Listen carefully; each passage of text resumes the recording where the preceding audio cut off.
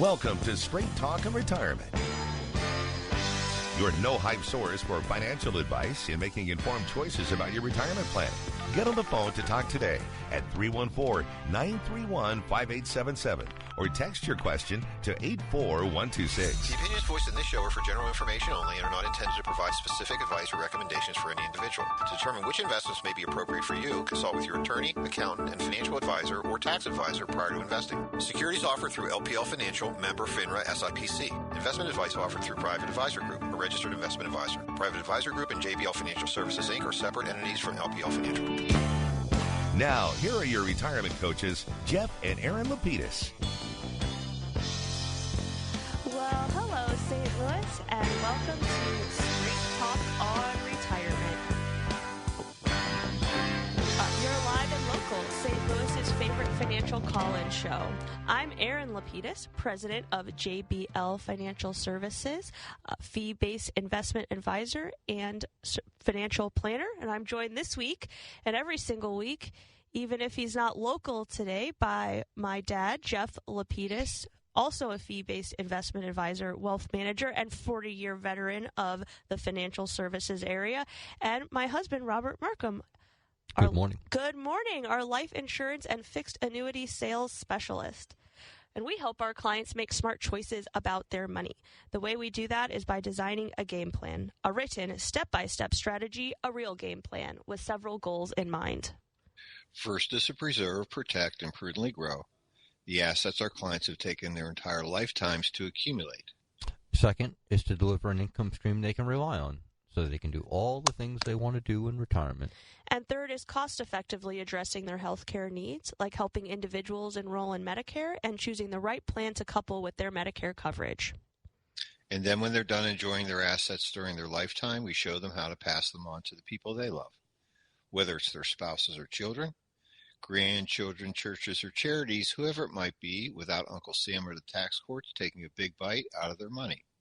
And as their wealth managers, Erin, Rob, and I watch their money every single day to make sure they're staying on track. And that's why they call us the retirement coaches. Gang, good morning. Good morning. Good morning. How are you doing all the way out in, I guess it's probably very sunny Florida? Well, I'll tell you what, I'm starting to settle in a little bit, but I'm missing you guys, and I'm really missing your mom. Aw, that is just... Well, it's 35 degrees here in the morning, so... Rob, cutting right to the chase. 70 sounds a lot better. I was going to say... I'm not missing that. It's not 70 degrees yet, but it should be later in the day. I've just been telling everyone how well-timed your exit was this year. I mean, Saturday, snow. Sunday, on a plane. Gone. The minute you left, it was snow, followed by, like, what were we, in the 20s? Right, and then Monday, more snow. So, I mean, there couldn't have been a more timely escape. Yep. Impressive Well, work. Thank you. I'm feeling it for you. But just as a reminder to all of our listeners, all of our clients are folks like you. They are our listeners. They're 55 and older. They would like to retire, or they're already retired. And as Erin mentioned, our goal is to create a game plan for them so they can have a fun, financially successful, and hopefully stress-reduced or stress-free retirement. And there are lots of ways that you can keep in touch with the three of us during the week. That's right. Log on to our website, jblfinancial.com. In the upper right-hand corner, there's a Contact Us button that says Contact Us. And you can request a coaching session, financial, Medicare, or both. You can also ask a question, leave us a comment, whatever you'd like. We'll try to get back to you within 24 hours. And on the lower left-hand side of the screen, there's a pop-up box that appears that says, sign up for our monthly newsletter. We call it the Coach's Corner, and although we are already 7 days into December, it's our first Saturday. So, Rob, let us know what is in our December 2024 newsletter. We've got some great articles in the December 2024 newsletter. First one, where Americans are stashing their cash. Because of the rise in the Fed's fund interest rates, more Americans are choosing to stash cash in money market accounts, where they can earn higher yields than traditional savings and checking accounts. And I know that's a ongoing discussion we've had with many clients on where can I put my vault money, Erin and Jeff, where I can earn a little bit of interest on it. And we've been directing our clients to money market accounts because of the nice interest rate that I think they just lowered it, but it's still near 4%, which is really great. Yeah, absolutely. Depending upon the money market account you select, if there are fees associated with it, I think we're still seeing on average about a 4% number, which is better than years past. Maybe not as good as we've seen in the last year or so, but that is just indicative of the Fed starting to reduce interest rates. And our second article, would you be prepared for an unplanned early retirement? Nearly half of current retirees retired earlier than planned, and of that group, 60% did so due to changes at their company or a hardship or disability. This article lays out some things you can do to prepare for the unexpected. A couple of them I've bullet pointed. You could pay down debt, save as much as possible in tax-advantaged retirement accounts, and understanding how your Social Security benefits work are going to be greatly beneficial if you should have an unplanned early retirement. And our next article, home energy rebates that could save you money, tucked in the Inflation Reduction Act. The Inflation Act. That'd be more appropriate. But putting that off to one side, the Inflation Reduction Act of 2022 includes two provisions allowing for rebates for home energy efficiency retrofit projects and home electrification and appliance projects.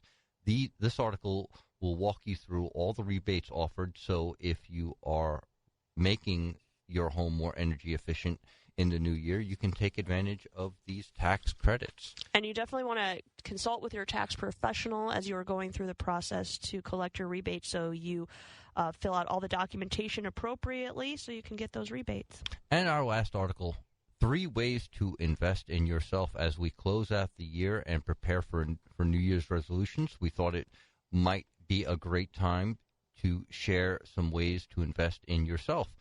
3 of them being health and well-being. It's never too early or too late to invest in your health, whether it's straightening up your diet, eating better, exercising more, being a little bit more active.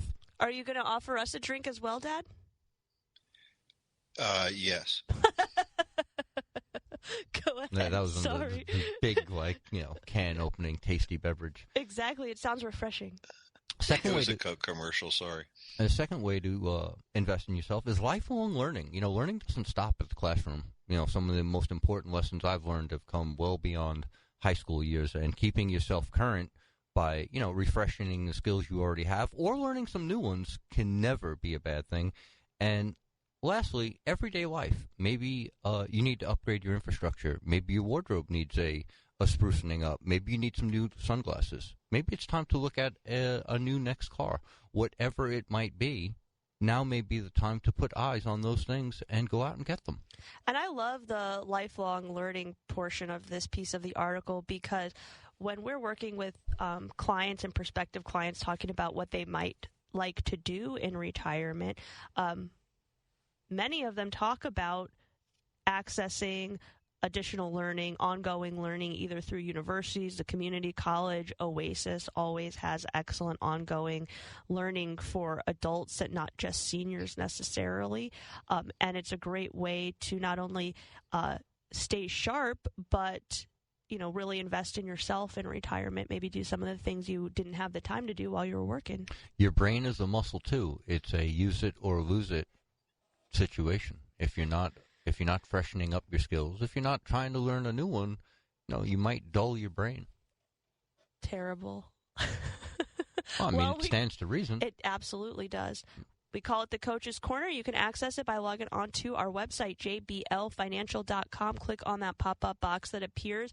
Once you sign up, we will send it out to you every single month by email, or you can always find it archived on the website. We keep about the last 18 months on there. Yeah, we've got quite a bit going all the way back well into 2023. And there's some great content on there. Excellent. If you want to peruse it, or if you can Rob an email, robert@jblfinancial.com. If you're looking for a specific topic, he might be able to help you pinpoint the newsletter that you're looking for. I think of all the newsletters I've constructed, the one that got the most feedback was the article about tipping. I mean, that I mean, they were immediate feedback right, too. We're getting email responses. It was overwhelming. Like, yeah, I've run into that same thing. I'm getting tired of it. Well, when we talked about the Inflation Reduction Act, but when prices at restaurants have gone up so exponentially, I've heard that just yesterday, price increases on food are still running hot, meaning up, 2 to 4%, sometimes even 17% if we're talking about dairy or some specific other food items. So food costs going up and then having to pay or feeling the need to tip, that can be frustrating for people. Yes, it certainly can put a bite on your wallet and a family outing. Oh, we have our first text. Dad, people are not believing that you miss us so much because you could come back at any time. No, I can't. What? We banned I paid 4 months rent. I'm not coming back so quick. Right, can't just throw money away. That wouldn't be prudent. Plus, you're so nice to me for about 30 days after I get back, so I'm looking forward to the honeymoon period to show up again in April. I'm nice to you all the time. That's silly. Absolutely. You're my favorite oldest prodigal daughter. You know that. That's so sweet of you. Anyway, well, with that being said, we have many things on our mind today, but what's more important is what's on yours. So please give us a call, 314-931-5877 or 84126 on the text line.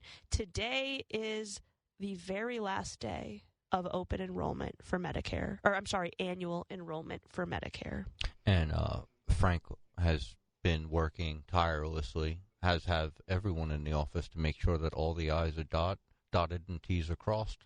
And that's exactly right. I think this open enrollment went very smoothly, and I think everyone got on the schedule early. They heeded the call, and that's great. Absolutely. And every year during open enrollment, we learn new things about how to improve our processes in the future, and we're going to work to continue to do that so we can uphold our promise, which is that everyone that gives us a call or that is already working with us will have some time to chat or the opportunity to have their Medicare reviewed during an annual enrollment period. But we're coming up on our next enrollment period. We've got a little bit of a break until January 1st, and January kicks off our open enrollment period, which is for Medicare Advantage enrollees only. So if you are currently on a Medicare Advantage plan, if you just heard me say the annual enrollment is now over and you didn't have the opportunity to have a review, you can still give the office a call, 314-863-0008, and Frank can chat with you starting January 1st to discuss potential changes for your Medicare Advantage plan. Your newest effective date could be February 1st. So there is one more opportunity for those of you already enrolled in Medicare using Medicare Advantage to make a switch. Obviously, the annual enrollment period is the preferred time to do it, but Medicare does realize that that's not conducive to everyone's schedule, so they're going to give you another shot. And we have a great segment coming up on the back half of on the front half of the second hour. Now that open enrollment is coming to a close, what you can expect if you've made a change or if you haven't made a change. We're going to walk you through a nice checklist of things to expect and to look forward to. That sounds great. And with all of that in mind, I think maybe what we should do, well, I guess let's pick up on Jeff, the host. Hey there, Dad. Did you get cut off? Hello? Well, it appears that our first show remote, having a couple of technical issues, but we won't let that stand in our way. So we're going to kick off our first topic of the day. Should I invest this cash? All right, let's talk a little bit about Joan. Joan is 66. Her mom recently passed away. She inherited $100,000 of maturing CDs that are not needed to assist in funding her monthly income needs. She also has sufficient assets in her emergency fund to deal with any near-term unexpected expenses.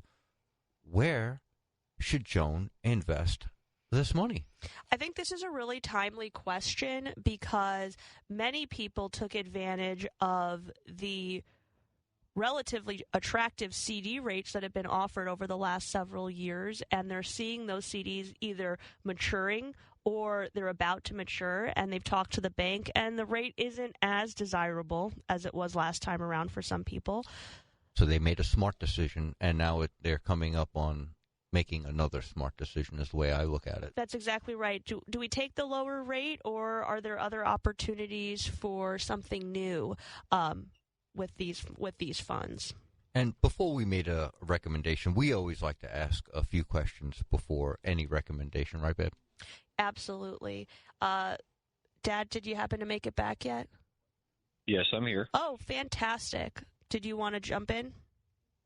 Well, I think what's really one important question that we need to ask our client is, will we need to access these funds in the next 12, 18, or 24 months for capital purchases, for vacations, weddings, etc.? And we know that money should not be subject to market risk. And that's a big one. So in our discussion with Joan, she really told us that she felt like she was going to be okay and there were no other projects that were on the horizon. At that point, we really needed to ask ourselves the question, how does adding this money to her portfolio change her risk tolerance? And should we use this capital to rebalance her portfolio? All things investment advisors think about, right? Of course, because first of all, these were funds that were not in her portfolio. Our firm does not hold CDs for clients, so generally those are being held at a local bank or another avenue. So these had not previously been in the portfolio. How and in what way will we add them into the portfolio, and how will that change her risk tolerance is an important component of how we're going to invest those funds. And, certainly there are a myriad of options that are available to her based upon her needs. And certainly what we like to do is kind of rank these from short-term to long-term in terms of liquidity, et cetera. The first one, and we spent a little time on this one, is a high-yielding money market, something that's fluid, very liquid, and typically either through we've been using a lot of internet banks these days, but also could be possibly through a savings and loan or local commercial bank. What are some of the other ones? You could do Joan could do a short-term or intermediate-term CD. So many people think about CDs 12, 18 months, but they are offering 6, even 8-month CDs now. So that might be an option for some of the 100,000 that's maturing. And, if you like that idea as opposed to a money market account, you probably get a little bit better interest, but it comes with liquidity restrictions. So, it's a balancing act. Yes, so the money market account is going to have a floating rate most likely, which means as rates fluctuate, you are going to see that rate fluctuate. A CD is going to give you a fixed rate for a specific amount of time, but as you said, Rob, that's going in exchange for the potentially higher rate for a fixed amount of time. You're going to have to let the bank hold the money for a longer amount of time. Absolutely, and moving upwards from that, we would look at a fixed annuity, which you'd be locking in possibly a higher interest rate, maybe even than a CD, slightly higher, but for a longer period with more liquidity restrictions. Although in certain cases not as restrictive as, say, a CD, you do have a 10% withdrawal corridor that you can empty some of the money out. Right, so some liquidity, not full liquidity. Longer term. And then we would obviously take a look at getting invested in the financial markets. And at this point, we'd be really thinking about, and we would kind of rank these from risky, the least amount of risk or less amount of risk to the highest amount of risk. Certainly that would start with a balanced fund. One with that would be investing in individual securities, stocks, as well as bonds in a combination. We possibly could then move on to something like strictly dividend-paying stocks or dividend-oriented mutual funds, which tend to be a little bit more conservative in their nature. And then finally, growth funds or growth mutual funds, growth stocks or growth mutual funds. And for a lot of our clients, as an example, in Joan's particular case, we didn't really see this money being needed for her in the short term, and frankly, even in the long term for her in terms of her income needs. But she did have some children at home, and she has some grandchildren. And so the question really we kind of posed to her is, would it maybe make sense for us to invest not for you, but for their future purposes, maybe investing in something that was growth-oriented so that if we were holding this until your death, it could then pass on, the gains could then pass on income tax-free to your beneficiary. So lots of options, not necessarily exclusive within one or two. We may even consider doing a combination of these. Everybody is a little different in terms of their situation, which is why asking the questions first about liquidity in terms of needs, and then secondarily, how do we fit this into your portfolio, I think are two major components that you want to discuss.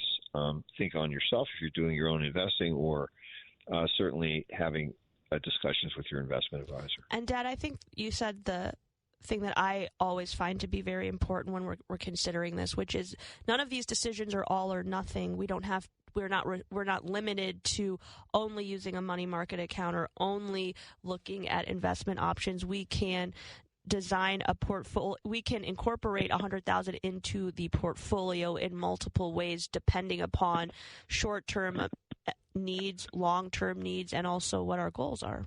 Well, it's great that she doesn't need it. This money is separate and apart from the money that she needs to make her life work, and she has plenty of options on what to do with it. And like you said, it doesn't have to be an all or one approach. It can be a little bit of everything. Different allocations for different goals at this point. That's a great point. And we have, before we go to our first break of the hour, we have Judy on the line. Good morning. Good morning. How are you this morning? Good. I was hoping that it was you, Judy. Really? And what's your dad doing in Florida without your mom? That is a great question that maybe we can get my mom on. No, I'm just kidding. They decided to go down separately. Dad is basically what do they call that? Like the scout team, and he's going to set it all up, make it nice and comfortable for her. Well, Judy, Erin is being very nice about this, but I think that I'm in timeout. That's all I can tell you. Or it's that. He didn't do a great job cleaning up Thanksgiving, Judy, so my mom banished him down there. That's a good place to be banished. So we heard that you have a question about Bitcoin. Yeah, we've heard so much about it in the news now, how it's gone, sky high. And so I don't know. I don't understand this stuff. So I just thought, what do you guys think? About Bitcoin. We've had a lot of conversations about this. Yes, we have. It's definitely something that is prevalently in the news at this moment. There are only a few avenues that we have as investment advisor representatives and fiduciaries available to us to consider when we're looking at not just Bitcoin, which is the one specific type of cryptocurrency. They have now, that's an entire genre, so to speak, many different coin options out there. I would say that until we have more diversity of options that provide us with the same security that your other investments have, we find that is an additional level of risk that we're not willing to take on for the clients at this point. However, there are many companies, mutual fund companies out there that have started to develop different financial tools that we can actually access the cryptocurrency market without either direct investment, which does not have the FDIC protection, or your securities protection that you have either through your bank or through accounts that you hold financial products.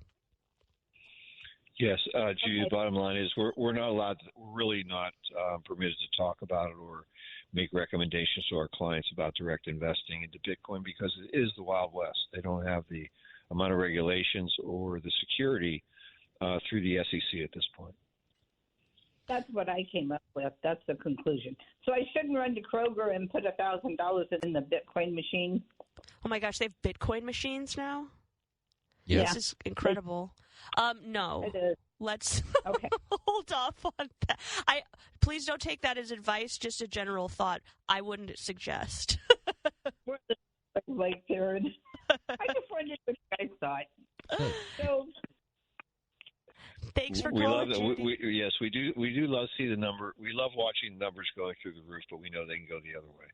No, I think you make a great point about regulation, and I have some questions about the custodians of I don't really feel that that's I don't know that any of these custodians are rock solid in how they hold your Bitcoin. I don't know who's responsible. Like, God forbid something happens, who's responsible. I don't think any of that has been fleshed out. So right now it's just more questions than answers. But It is going up, and it's like prevalent in the news, so you kind of can't ignore it. We've had private conversations about it, but it just seems, I think you hit it right on the head when you said Wild West. And I would just add one final thing, which is that the original allure of Bitcoin was, and many of these other cryptocurrencies, has been that it would be a hedge against inflation or a hedge against the market.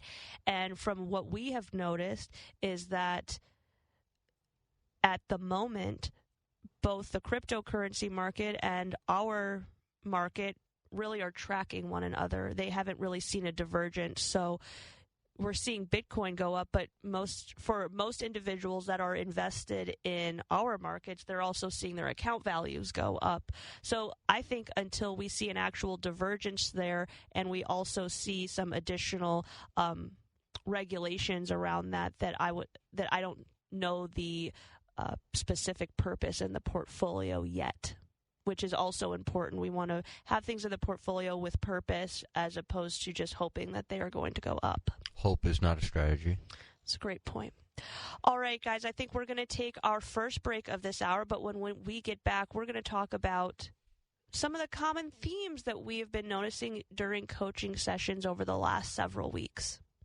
So, as well as answering your calls and your texts at 314-931-5877 or 84126 on the KTRS text line. Don't touch that dial. We'll be right back after these messages.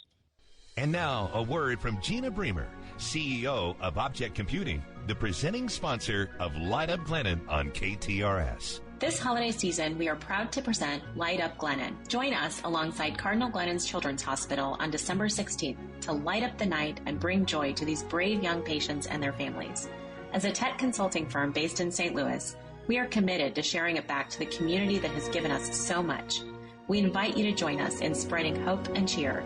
Learn more at objectcomputing.com/lightup. Heidi here for Neighborly of St. Louis. Winter is coming, and that means shorter days and more time indoors. But with all that cozy time inside, you got to be sure you are breathing clean, healthy air with an air duct cleaning from AirServe. Their expert technicians will remove dust, allergens, and even mold, improving your indoor air quality and keeping your family healthy all winter long. For a limited time, get a $600 whole home cleaning, a savings of $300. Visit airserve.com to schedule. Hi, St. Louis. Need a reliable roofer? Look no further than Connor Roofing, your local, family-owned roofing company, proudly serving our community since 1993. Born right here in St. Louis, we're committed to providing top-notch service and quality you can trust. And this year, we are proud to support our community as a sponsor of Light Up Glennon. Call us today at 314-375-7475 or visit us online at connorroofing.com. That's CONNER roofing.com. Remember, you can count on Connor. Happy holidays from Guido's Pizzeria and Tapas, where you can enjoy Guido's famous pizza or a wide selection of authentic Italian and Spanish fare. And now through the end of the year, be sure to take advantage of Guido's terrific holiday gift card specials. Purchase in the restaurant, and for every $100 in gift cards, you'll receive a $30 dine-in gift certificate, good January through March. Purchase online and receive 20% off every $100 in gift cards purchased. That's a lot of Guido's. Visit Guido'sSTL.com for reservations or to place a carryout order. On December 7th, 1941, Japan, like its infamous Axis partners, struck first and declared war afterwards. Costly to our Navy was the loss of war vessels, airplanes, and equipment, but more costly to Japan was the effectiveness of its foul attack in immediately unifying America in its determination to fight and win the war thrust upon it. and to win the peace that will follow. America lost 3 destroyers. Here are seen the United States destroyers Downs and Shore as they rest on the bottom of Pearl Harbor with decks awash as bombers make direct hits on their decks. We will always remember Pearl Harbor Day. The Big 550. KTRS. This is Jeff Lapidus, the retirement coach. Wouldn't it be great to have a game plan, a real strategy, so that no matter what was going on in the stock market, the economy, or the world, that you could be confident about your retirement? Wouldn't that be great? If you're within 5 years of retirement, call me today at 314-863-0008. That's 314-863-0008. Or send me an email, jeff@jblfinancial.com, to arrange your free coaching session. Let's get started on your retirement game plan today. Let's talk about smart choices for your money. It's Straight Talk and Retirement on the Big 550 KTRS. Here are your retirement coaches, Jeff and Erin Lapidus. Well, welcome back to the show. It's 9:31 here on the Big 550 KTRS Talk Radio St. Louis. I'm Jeff Lapidus, the retirement coach. I'm Erin Lapidus, the retirement coach. And I'm Robert Marcum, your life insurance and fixed annuity sales specialist. And we are willing, waiting, and wanting to answer your questions at 314-931-5877 or 84126 from the text line. And speaking of that text line, we have a great text that we're going to begin the beginning of our second hour with. It's a great Medicare question. Just wanted our texter to know that we haven't forgotten about you. We're going to get to you at the beginning of the second hour. And with that, let's get to our second topic of the day, which are a few common themes our clients have brought to us in coaching sessions over the last several weeks. You know, you do enough coaching sessions and some things become some common themes begin to emerge really, really quickly. One of them is the first theme: I don't want to worry about running out of money. And this can be, and it's interesting because just like you said, Rob, when we're sitting in coaching sessions, these themes can be expressed in multiple different ways. I don't want to worry about running out of money. Another way to say that is, will my money last? Do I have enough to retire? Do I have enough to do X? We're coming up on the holiday season, or we're in the thick, really, of the holiday season. So having lots of chats with clients about gifting to children, to grandchildren, not just your holiday gifts, but really considering long-term planning. Are we planning to help with college expenses, maybe first down payment on a house, things like that? Do I have enough to do these things and keep my comfortable retirement? So we see that theme emerge not just when we're talking with prospective clients or clients that are newly retired, but it can be an ongoing theme throughout retirement for different reasons. Yes, and the second one, which is important, and typically we get this after somebody has been with us for some time. They're feeling secure about their income stream. They're not really as concerned about, they feel financially secure, is that they want to create a legacy. They want to be a role model of independence for their children as well as their grandchildren if they have them, if they're lucky enough to have them. And secondarily is they want to pass on what they've created, their life's work, if you would call it, to the people that they love. So, these two themes, I want to be financially secure and I want to create a legacy, are really the two overriding themes that we're seeing we're coming from clients. So the real question is, we know what your objectives are, what your goals are. How do we get there? Well, I think there's really probably 5 steps, don't you think, babe? Yes, and step number 1 starts with creating a game plan for a reliable stream of income during not only your life with your spouse, if you happen to have one, but also if one of you happens to pass away, creating enough income for the surviving spouse so they will feel secure. We know that for most individuals, you're going to lose at least some income at the death of a spouse. Social Security. Exactly. The lower Social Security benefit is going to go away. the nice thing is you get to keep the higher benefit, but you're still going to lose a piece of income. If you happen to be someone that has access to a pension, if you have not elected 100% to the survivor, your surviving spouse will be left with an additional deficit, or that might be your deficit. For example, if you are a teacher in the peers system, maybe you didn't have Social Security to lose, but if you haven't passed on a joint and survivor pension, your spouse may lose a portion of that pension if you're the first to pass. Creating a game plan that will fill that hole at your eventual demise is very, very important. Absolutely.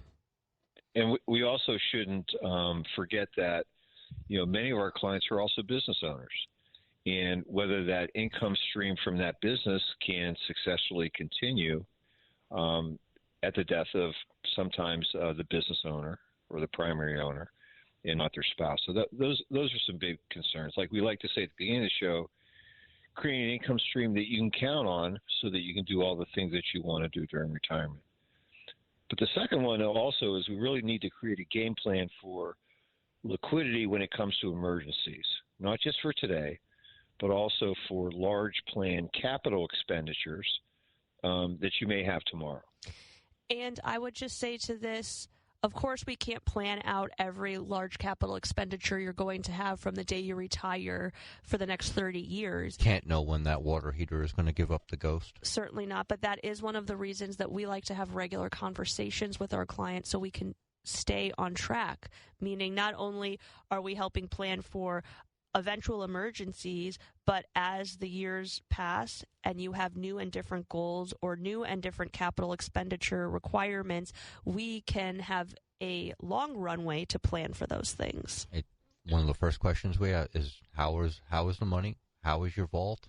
Are there any upcoming expenditures, whether it be a wedding, a vacation, a remodel, a car? I mean, these things are paramount because, like Erin says, the longer runway we have to land the plane, the smoother that landing is going to be. Yes, and I would say that because I'm a little older than the two of you. Combined. Just kidding. Well, listen to this one. Not quite. Thank you. If we were at home, I'd send you to your room right now, okay? But I can't. That was very rude. That was like a pie to the face. Oh, my gosh. I get beat up on here all the time. I finally get a good one in, and now I am the... Okay. Anyways, the point I was going to make is that I have found that life tends to run in 5-year cycles, and every 5 years things tend to change, whether it's health, whether it's your personal goals, whether it's your family situation, etc. What we plan for where we started isn't always where we are 2, 3, 5 years from now. So, having that initial game plan to create the security for income, to make sure that you have sufficient liquidity to deal with those emergencies as well as the planned things that you want to do, is extremely important because what happens is as your course changes, we're really only making small changes in our game plan, which is great. And I would also say to that, many people, when we discuss course corrections or things not going as planned, many people automatically gravitate towards the negative. Something has happened, untimely passing, something has gone on to skew the game plan in a negative direction. But I think that we've also experienced many situations where we have unplanned things that happen to the positive, meaning unexpected inheritances or unexpected opportunities. For example, many clients that have recently retired have made the decision to go back to work because they've been made an offer they don't want to refuse.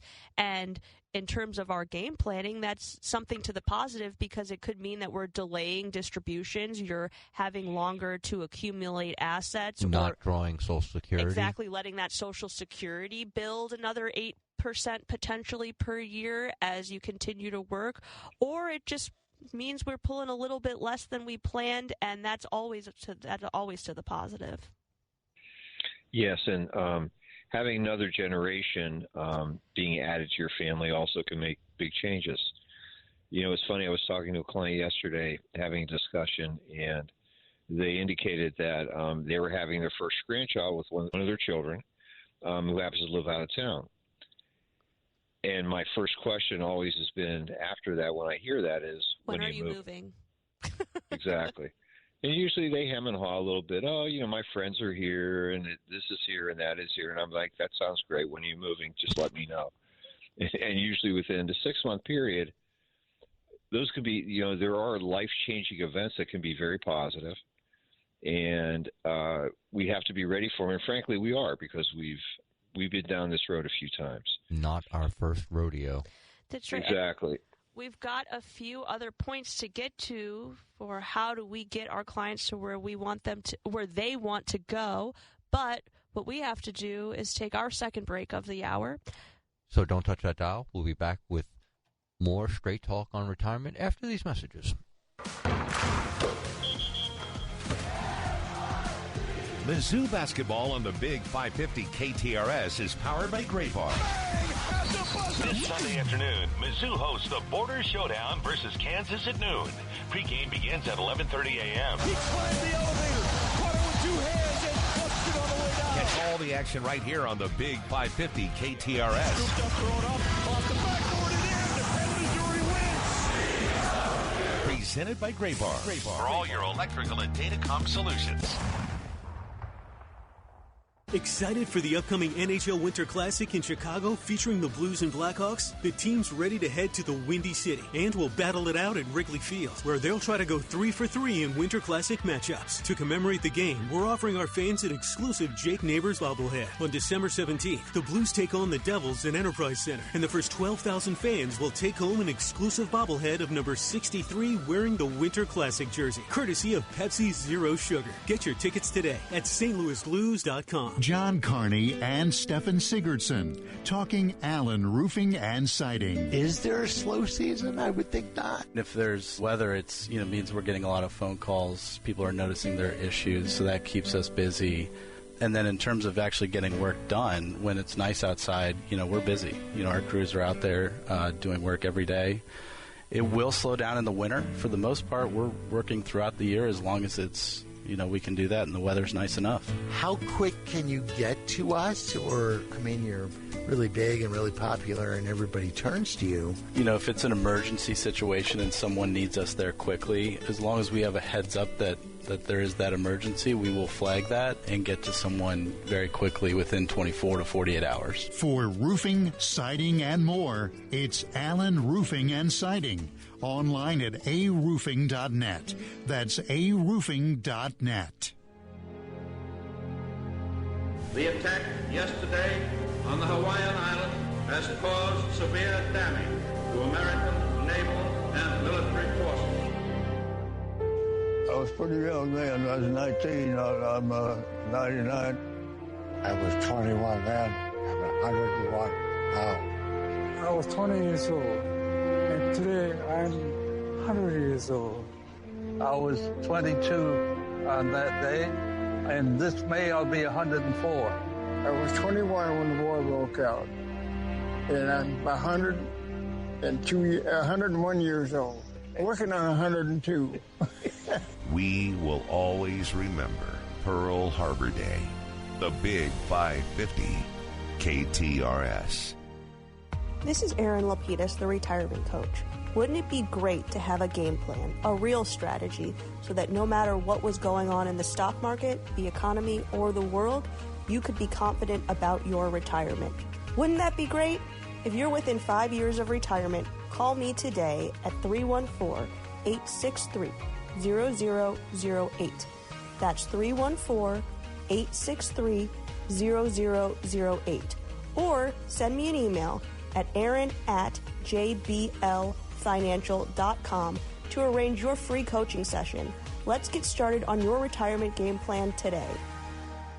Now, back to Straight Talk on Retirement on the Big 550 KTRS. Here are Jeff and Erin Lapidus. Well, it's 9:49 here in the Big 550 KTRS, Talk Radio St. Louis. We're here to answer your questions and your calls at 314-931-5877 or 84126 from the text line. And we don't have any text except for the one that I promised to get through at the top of the second hour. And we were going back to our topic of common themes of concern with our clients during coaching sessions. And they want to be financially secure, and they want to create a legacy. And we've discussed how to create that reliable stream of income that they can count on. And we've also talked about filling up that liquidity bucket for emergencies that are both unseen and some of those planned expenditures, whether it be that forever car, the remodel, the wedding, the new addition to the family. And so now that brings us to our third concern, creating a game plan for healthcare costs today and potential for long-term care expenses tomorrow. That's a great point. So part of what we want to do is not only help our younger clients bridge to Medicare. So if you're someone that's been able to retire before 65 years old, how do we fill that gap where we know that health insurance expenses are going to be higher, at least on the premium side? So your insurance expenses will be higher. Maybe your healthcare costs themselves won't be. And then we also want to plan for the long term, which is what if myself or my spouse becomes chronically ill and we need additional care or even institutionalized care? How do we create a game plan for that?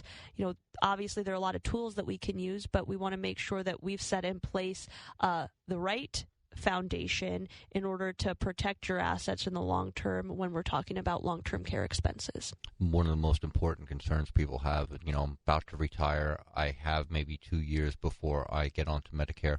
What does that look like? Do I have to do COBRA? Do I have to do COBRA and or the marketplace? This is all very confusing. Help.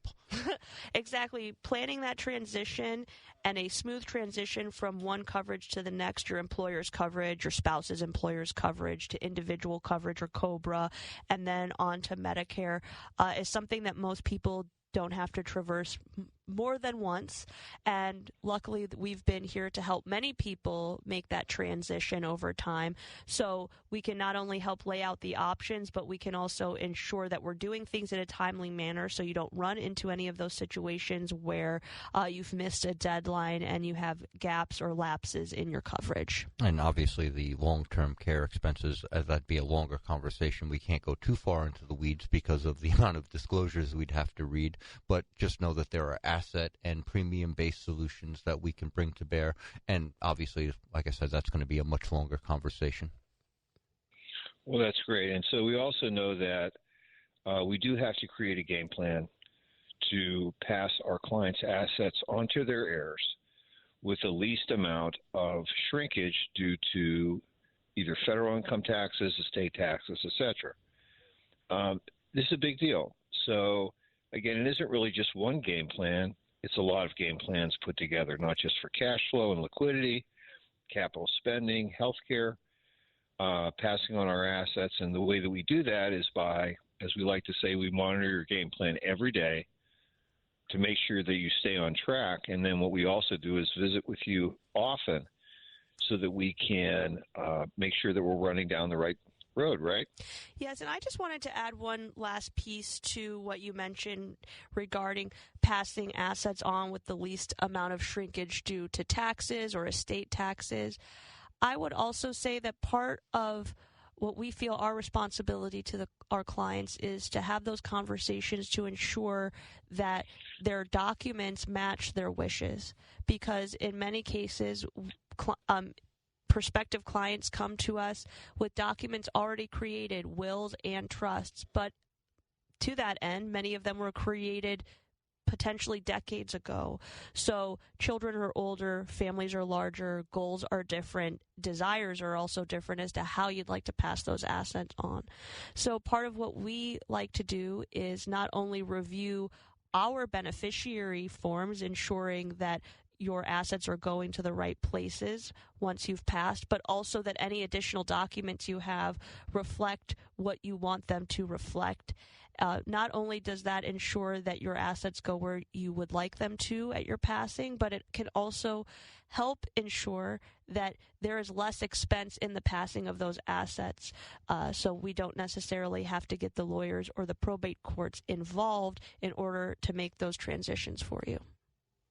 You know, honey, that's a great point, because I would say on average, 75% of our clients have outdated documents or no documents. And so what we're doing is directing them to local attorneys, or recommending that they go back and visit with their attorney if they haven't already retired or died, and to get updated. So that's important. But I think what would be good here is let's go into a real life example, right? Let's talk about Joe and Sally. They're both 67.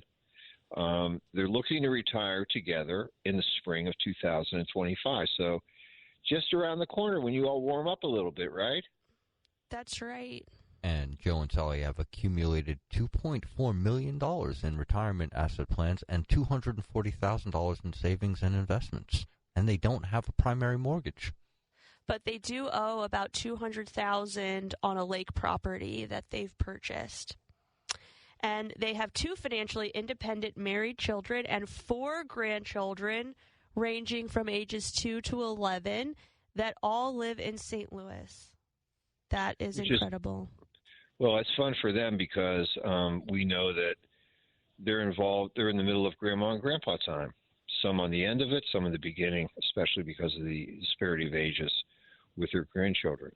So as we always like to begin, we want to say, how much money does it take to run your life on an after-tax basis? And after doing a little bit of digging, they told us that their current after-tax spending is running about $8,000 a month. And we know we have to scale that up to incorporate taxes, so that leaves us with a pre-tax income goal of $9,600. And now, go ahead. Go ahead, babe. Okay, babe, that's fine. Both of them combined have a Social Security income of approximately $6,000 a month. So their current shortage is about $3,600 a month. So that's the gap that we need to fill for them, hopefully in a tax-efficient way. That computes annually to approximately $43,200. What we like to do then is really talk to our clients about segmenting their assets and giving them purposes. We know that using a 4% prudent withdrawal rate, we would need approximately $1,080,000 to create what I like to call the milk money, which is those assets that are set aside specifically to generate the income stream they need to do all the things they want to do. But we also found out, and we always query folks about, are there other capital needs that are coming down the road? And Joe and Sally have a bunch. Joe and Sally have a list. And they're thinkers. They're thinkers, aren't they? First on that list, new kitchen in 2026, and they have that budgeted at $60,000. We have a vehicle replacement for 2027 at $40,000. Something tells me that number is going to have to be a little bit higher by 2027. Gifts for the kids, $100,000 times 2 by 2030, so that's $200,000. So that's $300,000 so far. Gifts for the grandkids, $200,000. Woo. So, but they're going to be doing this over the course of several years, those gifts by 2030 for those, but those still are very generous gifts that we want to plan for. I love that they have years, corresponding years with each item. That's great. Mm-hmm. Upgraded boat, $150,000, and very prudently they've decided to put they'd like $150,000 in their vault. So that means that their total capital needs are going to be another $800,000, meaning at the point when they're, retiring in the spring of next year, they're going to need $1.88 million of assets to achieve their ongoing income needs, plus all of the additional capital expenditures that we listed out. And the incredible thing is that they have over $2.4 million in assets. Woo-hoo! They're rock stars, right? They absolutely are rock stars. And before we have to take our break before the news, let's just quickly talk about how they had their assets broken down. We dedicated $150,000 into their vault. $1 million goes into the milk money bucket, which is in IRA assets. They've got another $650,000 available in IRA and non-IRA assets for the fund money. And then finally, we're going to set aside some additional assets, about $750,000 for growth, and that can also be set aside to help fund some of those gifts that we were talking about for the long term. We do have a little bit more to discuss with our conversation that we had with. Let's talk about smart choices for your money. It's Straight Talk and Retirement on the Big 550 KTRS. Here are your retirement coaches, Jeff and Erin Lapidus. Welcome back to Straight Talk on Retirement. It's everyone's favorite segment. Dad, stop moving so around in the wind. Take the phone out of the fan. Anyway, it's a problem. Anyway, back to smart choices about your health care. Because you care. We talk Medicare. That's right. And as promised, we're going to circle back to some of our earlier texts that dealt with healthcare. And for you financial texters out there, we're going to get to you. Don't worry, you're not forgotten as soon as we're done with our Medicare segment. That's right. And our first texter writes, Erin, can you talk about Anthem and the people that might have gone ahead and signed up with a different Medicare Advantage plan but had been on Anthem, say, last year, and maybe they'd wanted to sign up with them again, but the fight with Mercy kept them from doing that? What options do they have now? Well, today is the final day of annual enrollment, which means you still have a decision to make if you would like. If you've already elected a new Medicare Advantage plan, you can still submit another application. The final application you submit by midnight tonight will be the one that stands. So, if you were someone that was on a Mercy Medicare Advantage plan, this does not impact the supplements. So, if you are using an Anthem supplement, you do not have to worry about this, but if you had an Anthem Medicare Advantage plan and you have Mercy doctors, they have not come to an agreement yet. They may yet still come to an agreement early next year. It is a possibility, and you would have an opportunity to make another switch during annual enrollment, which starts January 1st. So you still have some choices here. First being, if you've made a choice, you've already submitted an application, your new plan is going to start January 1st. If you've been on the fence, today is really the final day you want to put your application in if you're going to make a switch because Anthem is not supporting your Mercy physicians. If after January 1st you decide, I don't know, I wasn't really a fan of this new Medicare Advantage plan, you do have the option, if you're already on Medicare Advantage, to make another switch. If you do choose to make that switch, it will begin, your new plan will begin February 1st. So you have to submit the application in January. You'll get a brand new plan starting February 1st. If during the first 3 months of the year, Anthem happens to reach an agreement with Mercy and you say, I want to go back to Anthem because now my doctor's in that network, you would still have that opportunity during the first 3 months of the year. The month that you apply, your effective date will begin the first of the next month.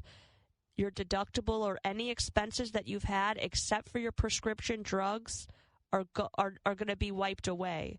So let's give an example, which is you have a little too much fun on New Year's Eve, and January 1st you find yourself in the hospital. If you've already spent $1,000, maybe you were in the hospital for a few days, and then you make the decision, gosh, I really prefer a different Medicare Advantage plan. When your plan begins February 1st, you're going to start over with a new maximum out-of-pocket. So that $1,000 at the doctor is erased, and you start over at zero. Very, very important to be aware. So there are options to make switches. In some instances, it makes a lot of sense to make a change when you have your new enrollment period starting January 1st. But I like to think of annual enrollment as a free-for-all. It's everyone's opportunity to make an election. You have a supplement, you can move to Medicare Advantage. You have a prescription drug plan, you can move to another prescription drug plan. Medicare Advantage to another Medicare Advantage. The list goes on. And there's no issue because all of the policies start again January 1st. So you don't have to worry about money you've spent versus maximum out of pocket. But once you get to January 1st, options become limited because only people on Medicare Advantage can take advantage of this next enrollment period that's coming up. And secondly, there are a few more factors to consider because you have already been using the plan that will have begun January 1st. Just got to stay vigilant. Absolutely. And our next texter writes, and I knew we were going to get a question on this. Hi, Erin. I'm an avid listener and a client of Frank's. In the wake of the recent and awful assassination of UHC's CEO, do you think you could give an opinion of the fear many of us with Advantage plans might be feeling in regards to more denials that are happening in the insurance industry? I would be happy to give my opinion. Well, I always am. In light of this, I think we're going to see less denials. That's terrible. Shouldn't be making light. So first thing is, it's important to make distinctions across the major headlines. I have myself read in many news outlets that United Healthcare, being the largest insurer in the country, has the largest number of denials in the country. It's even double digits against some of the other insurers. Each insurance company, especially when we're talking about the largest in the country, United, Anthem, we just mentioned, Aetna, Cigna, these insurance companies have multiple lines of coverage. They work with individuals. They work with small businesses. They work with large businesses. They also work with Medicare enrollees, and many of them work with Medicare enrollees in multiple ways, either using Medicare Advantage plans, using supplemental plans, using prescription drug plans. Each line of coverage has its opportunity for its own denials.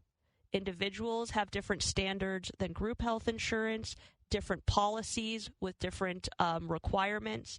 So it can be very complicated to have an overarching conversation about, is United Healthcare denying more claims than they should across the industry? So what I would like to do is specifically talk about Medicare Advantage plans. As a Medicare enrollee, you have more protection than any other type of coverage because first, you have the insurance carrier and the policy that you signed, which is a contract. You hold up your end of the contract, which is you live in the service area. You are enrolled in Medicare Part A and B and paying your premium. And if you have any further responsibilities, like if your Medicare Advantage plan happened to have a premium associated with it, you are going to also continue to pay that premium. You have certain things that are entitled to you through the insurance company that are laid out to you before you purchase that policy. They have to uphold that to you.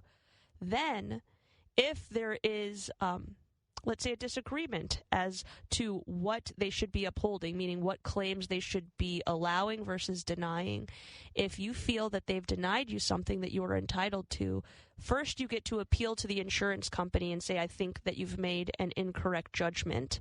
Usually that means your physician is going to get involved and have what's called a peer-to-peer. So your physician is going to talk to a United Healthcare, in this example, physician, and discuss why they've elected this course of treatment and why it should be covered. If it's denied there, you have a second level of protection that you didn't have when you had individual insurance and you didn't have when you had group health insurance potentially through your employer, which is you get to go directly to Medicare and say, this should be a Medicare-covered expense. I am enrolled in Medicare. This plan is a Medicare Advantage plan. It should be upholding the rules and regulations of Medicare. Medicare gets to make the decision if United Healthcare should be upholding the claim that you have submitted. Insurance companies do not want claims going to Medicare because that, number one, hurts their star rating, which can impact their sales in a specific service area. But secondly, if they have any of appeals directly to Medicare for denials that should not have been, they can lose their ability to sell Medicare Advantage or prescription drug plans in that area. And they do not want that to happen. Want to keep that to an appropriate minimum. Exactly. So this is not a soapbox about how great the insurance companies are, because I think we can all confidently say that we hate them equally. But what it is to say is that you do have protection here. And I have, again, reading the denials and reading a lot of the reporting that's gone on, I think that we'll also see additional legislation. We've heard, maybe not legislation, but additional actions being taken. I've heard that there are some investigations going on into United Healthcare, as well as some potential litigation, which to me says that the process is going to be working as it should. If United Healthcare gets out of bounds, just as if any insurance company did, then we're all going to be here to bring them back in bounds again. And unfortunately, for some individuals, that might come too late. They're not going to get the treatment that they wanted or that they needed. But I do think that that says that the system is continuously working to improve. Absolutely. And our next texter writes, I'm on Medicare and still employed until retirement in May. Do I need to do anything, or will my policy just roll over next year? So if you are on Medicare Parts A and B through the government, then your Medicare stays the same. You don't have to do anything. You're just going to continue to pay that Medicare premium. If you're still employed and using your employer's coverage to help supplement Medicare, you can continue to do that until you retire and then make an election as to how you'd like to supplement your Medicare coverage. And our next texter writes, says, hi, I have retiree medical coverage from a prior employer. I'm thinking about changing to another plan. Does that give me a new open enrollment the same way I had when I left employment and lost coverage?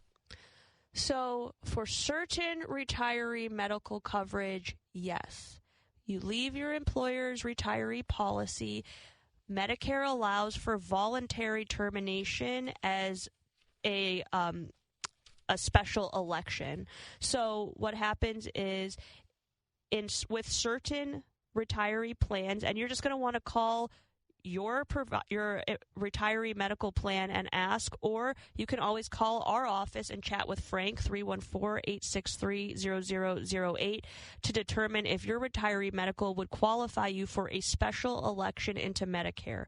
What that would do is it would allow you to leave your retiree medical plan and choose either a supplement or a Medicare Advantage plan without any medical underwriting, and you would be able to have the effective date that you would like. You're not going to be beholden to any enrollment period, meaning you don't have to make the decision today, nor would you make it between January and March of next year. You don't have to wait until open enrollment next year. You get a special election because of what they call a qualifying event. Medicare allows for voluntary termination of coverage to be considered a qualifying event to allow you to have your own election period into a Medicare supplement or Advantage plan. All right. And I think momentarily, because it never stops, we've certainly not beaten down the text line into compliance, and now we can get into our Medicare topic of the day. And we just finished up a very robust open enrollment season. I think we saw more people this year than we ever have. We saw a bunch of new people, which was great. And always love to see new people. And we saw a bunch of people that, had one plan and made a switch. They had run it back maybe a couple of years, but this was the year where the changes were such to where they moved from one plan to another. And what we thought we would do is for you new guys that just came on to Medicare, or if you had an Advantage plan and you've decided to switch, or you went from a supplement to an Advantage plan or vice versa, what can you expect now that open enrollment is over? That's great. What comes next? You made a switch. You made a choice.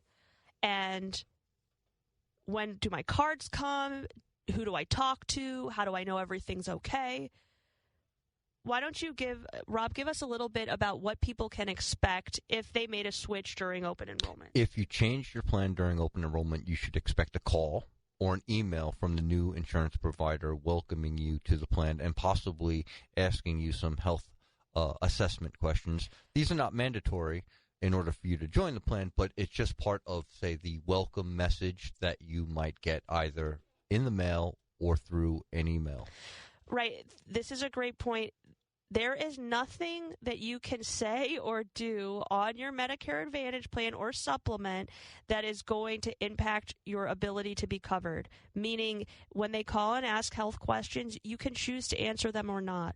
When they call and ask to do an in-home health assessment potentially, and they say, we'll give you a $25 gift card here if you participate, none of your health findings have an impact on your coverage because you have guarantee issue if you have enrolled in an appropriate amount of time and you follow all of the rules like we talked about earlier, staying enrolled in Medicare, paying your premiums, being in the service area. So sometimes it's to your advantage to answer these questions because the more information that insurance companies have on the population that they are covering, the better they can manipulate the benefits over time. This is why we see slight benefit changes with each of the policies every year because they are attempting to cater to their populations. They want you on the policies.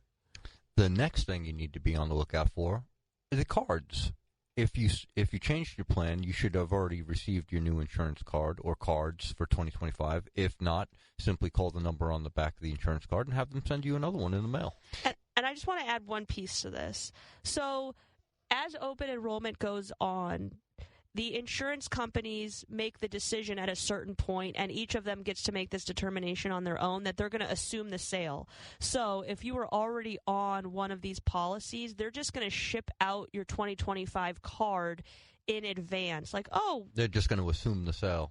You're not changing. Yep, here's your new card. If you submitted an application, if you went online and did it yourself and submitted an application, if you worked with someone like Frank and submitted an application, you may get 2 cards in the mail, 2025 for your old plan and 2025 for the new plan. Nothing is wrong here. Just keep the card for the plan that you know that you wanted. You can also always call the provider, the insurance company rather, or the person that you worked with, like Frank, for example, to make sure you're keeping the right card or that everything's in good order. But I've already had that question once already, and it is very common, especially if you made your decision late during open enrollment the last 3 or 4 weeks.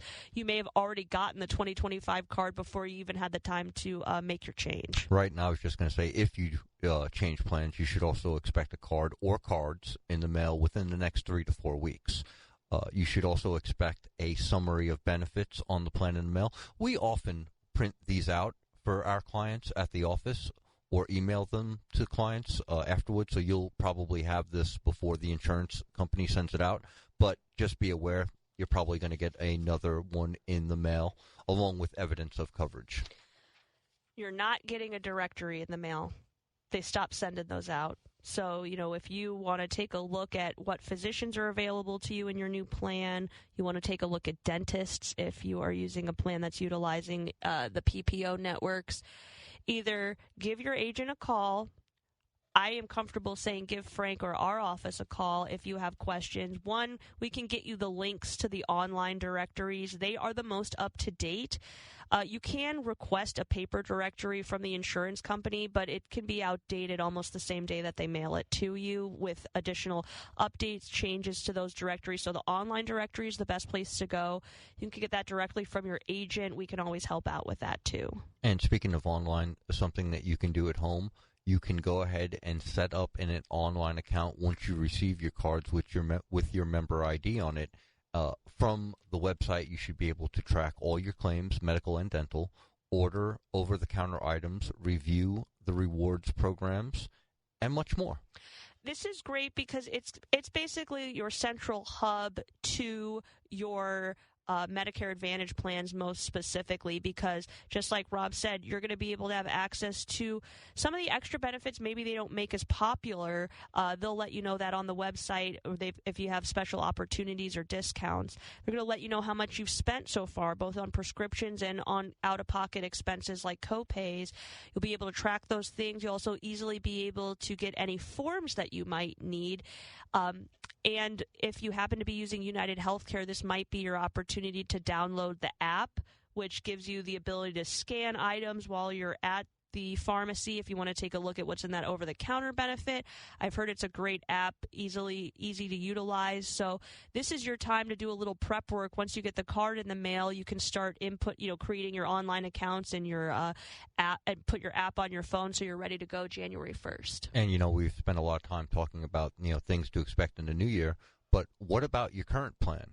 You still have about a month left on the current plan. So, some of you folks out there with Aetna Gold still have a $1,200 fitness allowance and a $200 copay card to deal with. So if you haven't exhausted those, now is the time to really think about doing it. If you have dental left, you can have dental work done all the way up until the 31st. As long as you have a receipt that is dated in 2024, guess what? They're still going to pay out on that. So you want to make sure that we are maximizing every ounce of your current plan, whether it's the dental, whether it's the copay card, whether it's the fitness allowance, whether it's the over-the-counter benefits. And speaking of the copay card, we talked about this, I believe, last week or maybe the week prior. Front-running your copay costs into the next year. Say you have a couple $100 on that card and you want to front-run those copay costs. If they'll allow you to do it at your doctor's office. Right. So if you happen to have that Aetna Gold and you didn't use your full $200 for this quarter, one of our clients mentioned that he went into the dermatologist and said, I know I'm going to see you guys 4 times. Can we just charge 4 visits right now for next year? And they were willing to do that. So maybe if your dermatologist isn't willing to do it, call up one of the other specialists that you have and see if they'll allow you to make some prepayments for the upcoming year, because take advantage of all of the benefits that you've been offered. You still have a few days left. Absolutely. And what should you do if you changed your plan? Well, first thing you want to do is you want to show your doctor's office, pharmacist, dentist, eye doctor, et cetera, your new card. If you can update the information on a My Chart, feel free to do so. I think so. My Chart is like a BJC option, and I think that the other hospital systems have that as well. But just saves you time for your first visit to any of those places during the year if they already have your info. Just want to get all those ducks in a row so that everyone's on the same page with your new insurance carrier. Here's a great one. What if I missed my chance this open enrollment to change plans? If that happened, you will be automatically renewed back into your current plan for another year. And then finally, and we've touched on this a few times today already, you still have another opportunity to make a change if you didn't take advantage of this opportunity. Starts January 1st, runs through March 31st, and go ahead. No, I was just going to piggyback on what you're saying. You have another open enrollment period for Medicare Advantage plans only from January 1st all the way to March 31st. But, like Erin was saying earlier, if you were on one plan and say you had some out-of-pocket expenses and you went to another plan during that open enrollment period, those costs do not carry over to the second plan's max out-of-pocket. So that's just a little nuance to be aware of if you are making a change after the 1st of January. Exactly. So you still have a chance today, all the way up until 11:59 p.m. But if you haven't made a decision or you're unable to make one today, you'll have another shot after the 1st of the year. The executive takeaways, if you did miss it, is that you're not going to be left without a chair when the music stops. Your current plan is going to roll over, so you're going to have coverage. And if you're on an Advantage plan, you will have another opportunity come January to switch it. Excellent. I think it's really important to kind of give people a heads up as to what they might expect or what they should expect as the next several months unfold. The last thing I would mention is as soon as you get your new cards in the mail, especially if you happen to be using one of the HMO style plans, even if you don't have a referral requirement, your primary care doctor is going to be listed on your card. Make sure it's the right primary. Make sure your name is spelled correctly on the card. If you happen to be working with us or if you were working with an agent, give them a call as soon as you get the card if something is wrong, because they can easily get that corrected for you, have a new card issued and out to you even before the first of the year.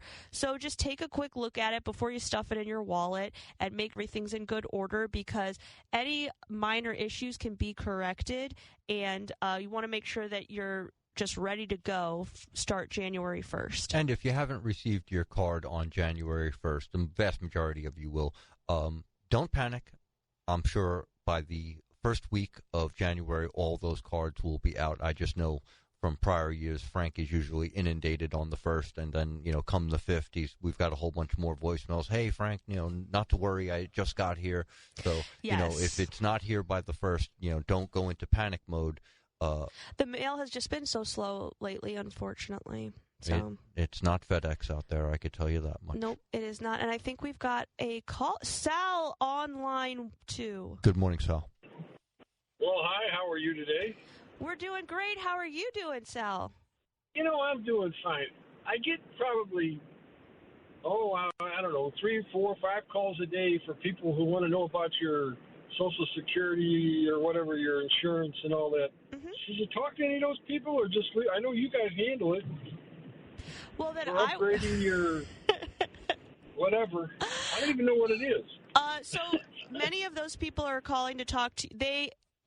Many people sell lists of individuals over the age of 62 and 65, and as you approach Medicare and when you're on Medicare, you start getting these calls.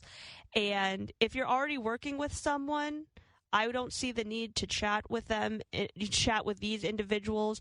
I would also say those people are usually calling from call centers, which means that they are licensed. They do have information on the Missouri and Illinois area. But if you're working with someone local, they're going to have much more hands-on knowledge of not only the plans, but of the hospital systems. So, for example, we had that big shakeup with Anthem and Mercy that we've talked about.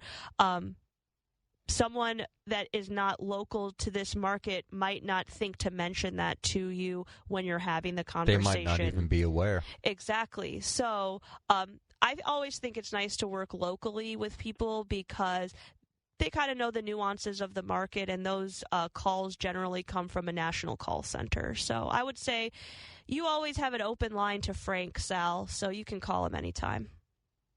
Listen, I have always put, since I've been 63 years old, I've always put my trust in you guys with everything, with my money, with my health care, with everything.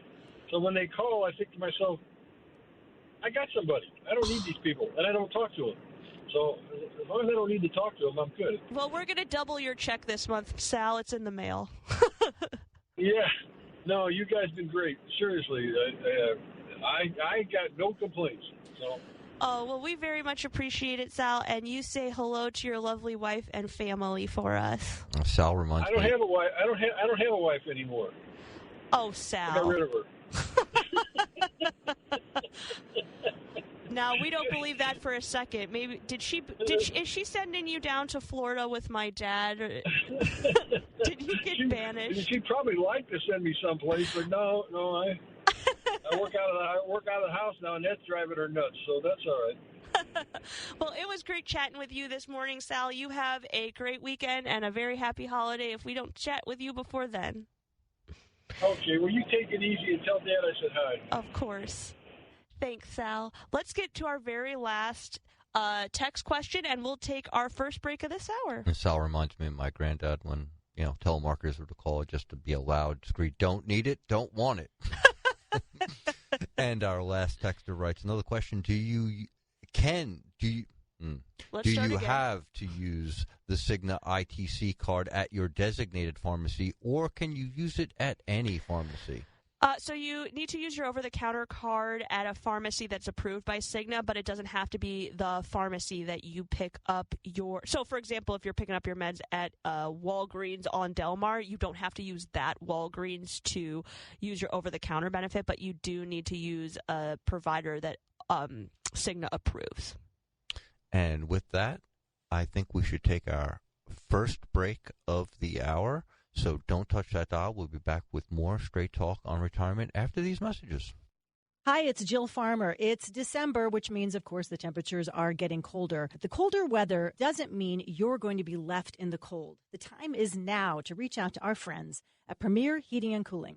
Whether it's a checkup, a repair, or you need a whole new furnace, they're going to take good care of you. They're the oldest and most experienced American Standard customer care dealer in the St. Louis and St. Charles area. They're family-owned and operated, and they're a member of the Better Business Bureau with an A rating. That's important to me. I was a consumer reporter for a long time in St. Louis, and I care about companies that take good care of their customers. They also take a lot of time to make sure they train their technicians to be the best in the business. And they'll work with you on financing to make sure you don't have to choose between having a comfortable home and other expenses in your life. The time is now to reach out to Premier Heating and Cooling. Give them a call or go to premierheatingcooling.net. So give them a call today or check them out at premierheatingandcooling.net. This is Jeff Lapidus, the retirement coach. Wouldn't it be great to have a game plan, a real strategy, so that no matter what was going on in the stock market, the economy, or the world, that you could be confident about your retirement? Wouldn't that be great? If you're within 5 years of retirement, call me today at 314-863-0008. That's 314-863-0008. Or send me an email, jeff@jblfinancial.com, to arrange your free coaching session. Let's get started on your retirement game plan today. Now, back to Straight Talk on Retirement on the Big 550 KTRS. Here are Jeff and Erin Lapidus. 36 here on the Big 550 KTRS, Talk Radio St. Louis.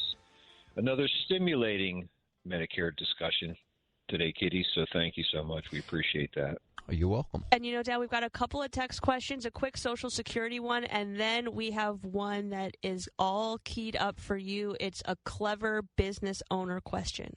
And beautiful. And as promised, we're going to circle back to those financial texts. We did not forget about you. We never forget about you. And our first texter writes, did I hear correctly? If my husband's Social Security is more than mine, I would get his instead of mine at his passing? Yes, that is correct. So if you are married at the time of your husband's passing and your Social Security benefit is lower than his, you're going to give your benefit up and take his. Mechanically, what happens is they increase your benefit to meet what your husband's benefit was, but suffice it to say, you're still going to lose a benefit, meaning your dollar amount you'll no longer receive. You'll just receive the higher dollar amount ongoing. Awesome. And here's a great text question. Our texter writes, I own a business and I will have a loss in my business. If I withdraw some money from my SEP IRA, would taxes on withdrawals offset the losses from my business? Thank you. You wanted me to take this one, right? Of course. It's all teed up for you. Yeah. Right. So what happens is losses in your business would be those would come through your Schedule C, so the answer would be yes. They would be capital losses, and you would have income that would offset that. So the answer is yes. Hey, that is some tax planning for business owners, which sometimes can be a little trickier than tax planning for individuals, but it's always a good idea, especially when you have a few business days left before the end of the year. If there's some transactions that you need to complete, like maybe make a withdrawal from an IRA, that you jump on those things right away so you can take advantage of any tax opportunities you have before this year closes out. Absolutely. I like it, whereas mine's out like, hey, I've got a loss on one side. Can I offset it on the other? Which is a great mode for your mind to be in when it comes to these things. Yes. And again, you always want to make sure that you get with your tax professional on this. Absolutely. That's the big deal. Good. Any other text that we have today? No, I think we've beaten down the text into compliance, so I was just going to recap about Joe and Sally, who are both 67, and they've amassed quite a bit in non-retirement and retirement assets, $2.4 million in retirement assets and $140,000 in savings and other investments. And in our earlier segment, we went through their income needs. They need about $8,000 a month. We have to scale that up. brings us to 96. There's a deficit after we subtract out the Social Security, which leaves them with about $43,000 annually that we have to make up. And then we went through some capital needs that were going to be upcoming for the next couple of years. We've divided their assets into 4 buckets. And then, we got to some questions. Yes. And one of the most important questions that we're asking our clients is, how important is it to you to have your income needed, which in this particular case was that $3,600 per month, to be reasonably independent of stock market risk? And the reason we ask this question is because in our planning philosophy, what we typically do is, as a part of our rebalancing scheme, is that we're skimming profits, and we're using those profits basically to generate and create the capital for the income that they require. So in this particular case, neither of them have a pension other than Social Security, which is, in my mind, a government pension. And so would it be important for them to, or did they feel it would be important to lock in a part of this income stream into what we like to call a personal pension plan? And if so, what percentage of that income, of that $3,600 per month, would you like to have locked in and away from market risk? It's a good question. Also, what we tend to do is we like to use these dollars as doing double duty when it comes to dealing with long-term care needs, because we know that when someone becomes chronically ill, their income flows don't stop, even though their expenses may change. So integrating what we're sending them into that expense formula is also something that's very important. But we also had some other questions, right?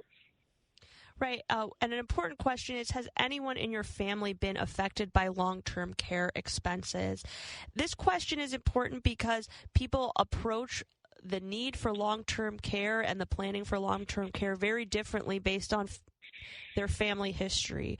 I had an uncle or a mom or a grandparent that had an extended stay in a long-term care facility. It could have depleted their assets, or mom and dad had long-term care policies, paid for it for 20 plus years, never used it once. So we can see some varying experience with how we approach planning for long-term care. And even if one avenue is limited for us, either because a client doesn't want to walk down it or because we can't walk down it, some of these tools like long-term care insurance require qualification. If clients can't qualify, not just because of their health, but because of the actuarial probability of their health, which is something they can't control, the insurance companies get to make those decisions. We still have to put a plan in place to ensure that their game plan will hold up even if a spouse becomes chronically ill. Very good point. And the other question would be is that if we're able to achieve the goals here that you've put out for us, would you feel safer and more independent if we could accomplish these for you? I think that's important as well, because what happens is that, let's be honest, as advisors, we want to make sure that you get everything that you want, but we also have to make sure that where this really sits on a priority scale for you. And so figuring out what the priorities are when it comes to either safety of income or creating a legacy is extremely important to us so that we can really deliver the right job for you. And I guess the last question really is one that we talk about in terms of estate planning. If you've given us some goals to pass assets on to your children and grandchildren over the next several years, how do you see your estate distribution plan after the first death and the second death? What is your strategy? And how will the tax law be affecting this? And especially with what's happened with Secure Act 2.0, the whole change in the IRA distributions for beneficiary IRAs, has really made everybody have to sit back, in my mind, and really rethink the distribution patterns. Because we know that for all, I mean, we don't know, but we expect that for the people that are healthy and sitting in front of us as clients, their life expectancy should be anywhere from 17 to 20 years. Their children most likely will have grown and been old enough to basically get pretty close to being their age. Their grandchildren, if they have them, will be in their teens, 20s, maybe early 30s in different tax brackets. And so when we're talking about passing wealth on in a tax-efficient way, who should get which buckets of money? Very complicated. No, I was just going to say it's a very complicated conversation to have. And given the changes in the tax law that we've seen with the Secure Act, it's really forced our hands into having these conversations because they're on the clock as soon as they inherit these assets, especially in the case of retirement assets, because they have 10 years to empty them out. Yes, Rob, and we also know that every family's game plan is a little bit different. And frankly, that makes it interesting, and for us, that certainly makes it fun. And we also know, as we talked about earlier today, that at least to me, it seems like every 5 years things change. And so their goals change, and keeping up with their goals and making sure that we can deliver for them when they're not able to is really important to us. So this is kind of the fun work that we do. Again, our phone lines are open. We'd love to hear from you,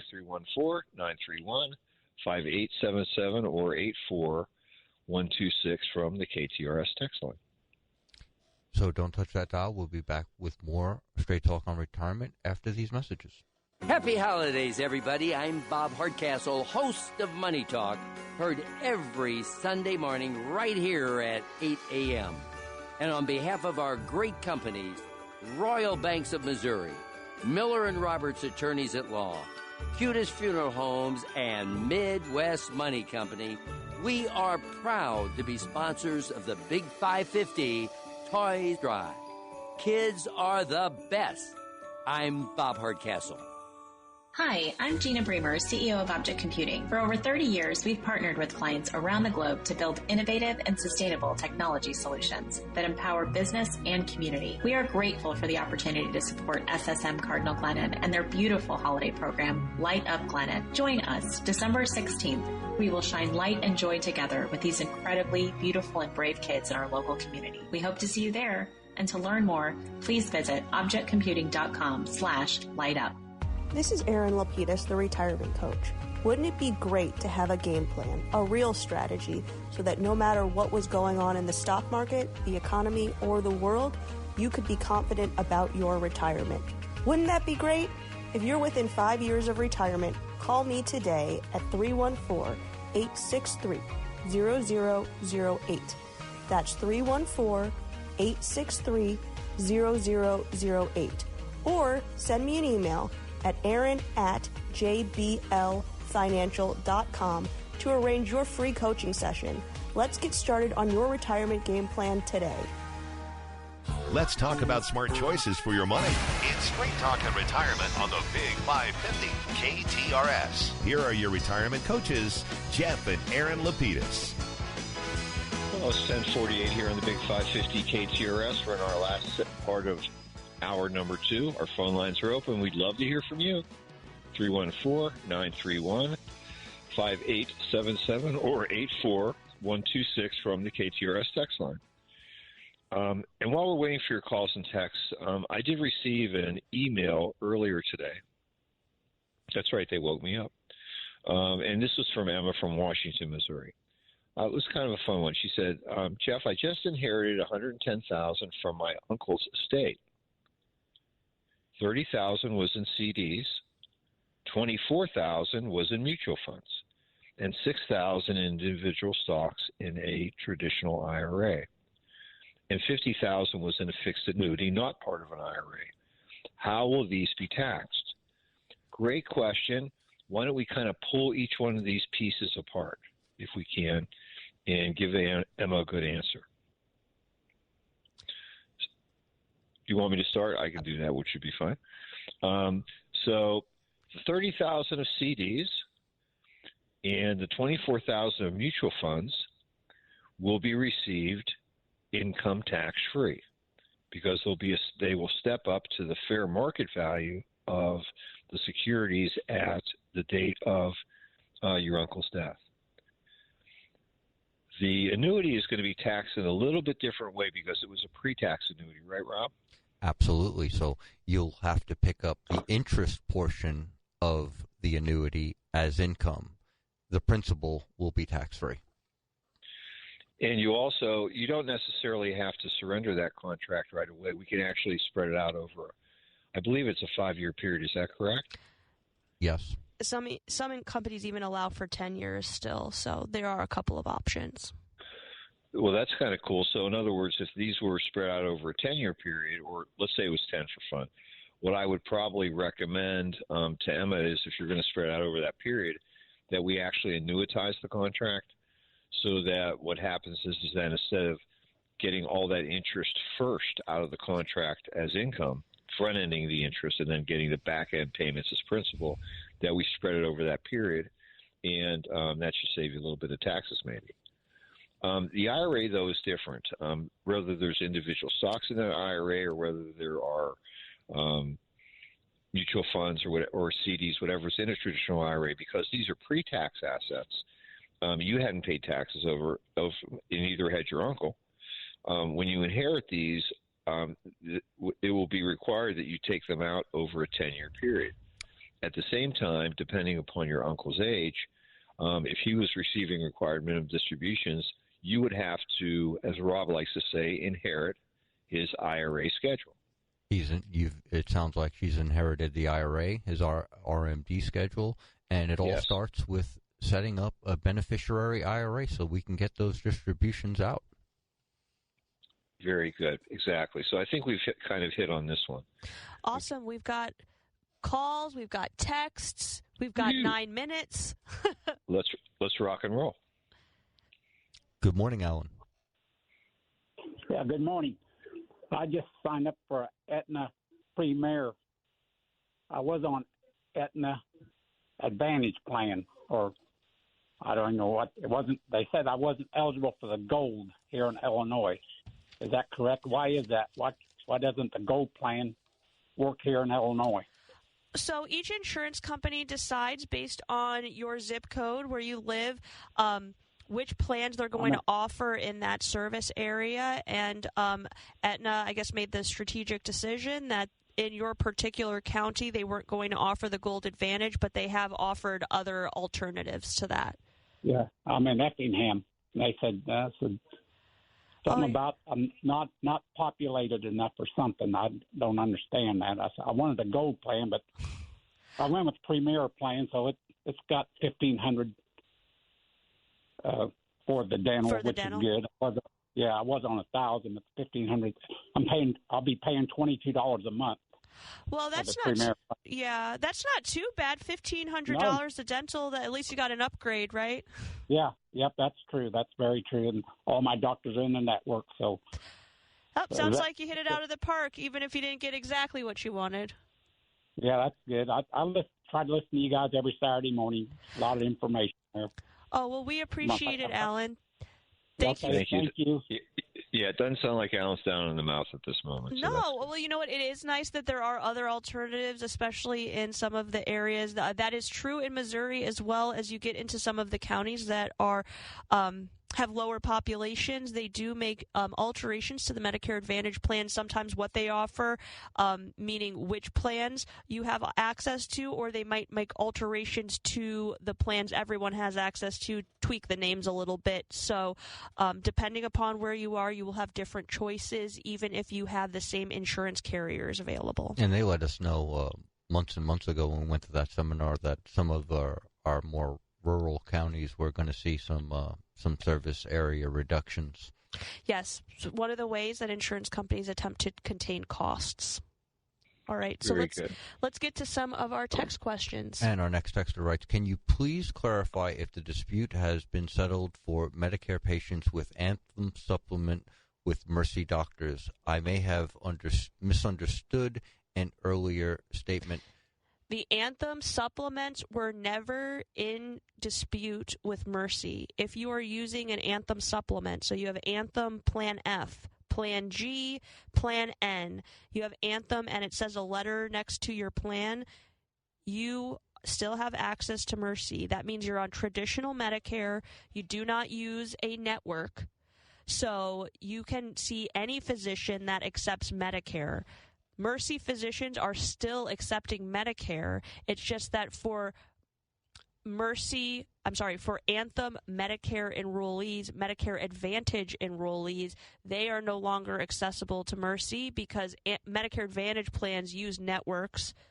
Mercy is no longer in the Anthem network for Medicare Advantage. That dispute has not come to an end, or it has come to an end with Mercy not in the network. So that's that. No, one of the great advantages of having a supplement is not having to worry about your networks because you're part of you're a nation. Network free. Exactly. And our next texter writes, I have a long-term care benefit. It's an 8-year plan. I'm 84 years old. Do I really need an 8-year plan? What is your advice? One plan is for 6 years, but it has a 180-day elimination period with a 90-day home care, and the other plan is 100 days with 0 home care. So this sounds like our texter has received the opportunity to reduce his premium increase by making an alteration to his benefits. Because we don't know you specifically, I can't make a specific recommendation here, but what I can give you is I think we can give you a little bit of general guidance. We tend to write our long-term care policies using a 5-year benefit amount, and that is because when we look at the national statistics, the average stay in a facility is 2 years. But the reason for that is because national statistics incorporate all short-term stay. So if you're someone that's in a facility because you've had a hip knee replacement and maybe you need in-facility treatment before you go home, those people are added into that statistic. If we pull that out, the average stay is about 5 years, and then people usually end up on hospice, which is then covered by Medicare again. The first 100 days in a facility are going to be covered by Medicare. So that is why there are often elimination periods that match that 90 to 100 days that Medicare is going to cover for you. Think of your elimination period as the deductible. You have to wait those days in order to get access to the dollars that you have through your insurance, through the long-term care policy. So each one of those days represents a dollar amount because you have to pay it. The insurance company won't. Once you get to the 100th day, that's when the insurance company will kick in. However, you have Medicare to back you with those first 100 days. So I would say I would always opt for electing a waiting period because you already have some coverage there. If you have the opportunity to reduce your benefit period, I might consider that, especially if you're looking at a significant premium increase. You could see 25+%. Before you make a final decision, I would contact the individual who helped you purchase the long-term care or contact your insurance company directly to ask them a few specific questions about the changes that you're making. So, for example, we know that if you have the opportunity to eliminate your inflation protection on that policy, what that will do for many insurance carriers is reduce your benefit all the way back down to the dollars that you originally purchased. So all the money you spent on that inflation protection may have gone to the wayside if you remove the inflation protection later on down the line.